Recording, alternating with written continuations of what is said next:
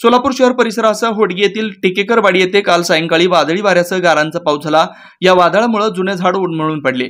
गावातील घरावरील पत्रे उडून गेलेत। काही घरांवर झाडं पडल्याने घरांची पडझड झाली आहे, तर विजेचे खांब व तारा तुटून पडल्याने वीज पुरवठा खंडित झालाय। तासभर पडलेल्या पावसामुळे ग्रामस्थांची तारांबळ उडाली होती। या नुकसानीमुळे ग्रामस्थांनी तहसीलदार व तलाठी यांना संपर्क साधला होता।